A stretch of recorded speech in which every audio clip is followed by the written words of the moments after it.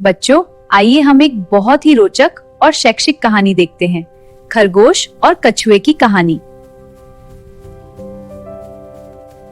एक समय की बात है, एक हरे भरे जंगल में एक तेज दौड़ने वाला खरगोश रहता था। वह अपनी रफ्तार पर बहुत घमंड करता था और अक्सर दूसरे जानवरों का मजाक उड़ाता था। हाँ, मैं सबसे तेज हूँ, तुम सब बहुत धीमे हो। उसी जंगल में एक शांत और धीमा कछुआ भी रहता था।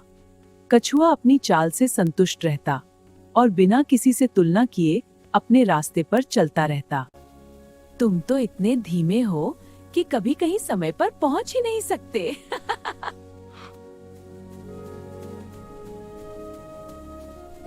कछुए ने मुस्कुराकर जवाब दिया, धीमा सही, पर मैं लगातार चलता हूँ।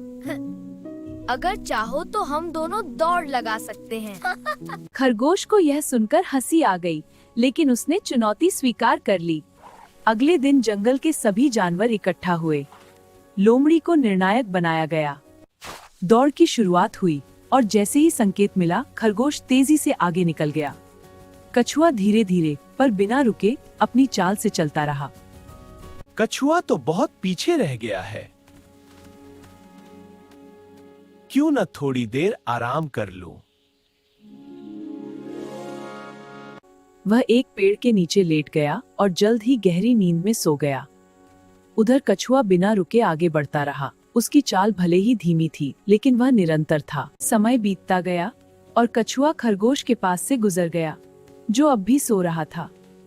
धीरे धीरे कछुआ फिनिश लाइन के करीब पहुंच गया। जब खरगोश की आंख खुली तो उसने देखा कि सूरज ढलने को है। वह घबरा कर दौड़ा, लेकिन तब तक बहुत देर हो चुकी थी। कछुआ पहले ही फिनिश लाइन पार कर चुका था। जंगल के सभी जानवर कछुए की जीत पर खुशियां मना रहे थे। मुझे शर्म आ रही है।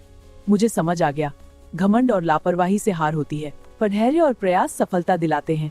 धीमी और लगातार मेहनत करने वाला व्यक्ति अंत में जीतता है, जबकि घमंड और लापरवाही हार का कारण बनते हैं। Thank you for watching the video. Kindly like, share and subscribe to the channel Chahal Amaze Travel.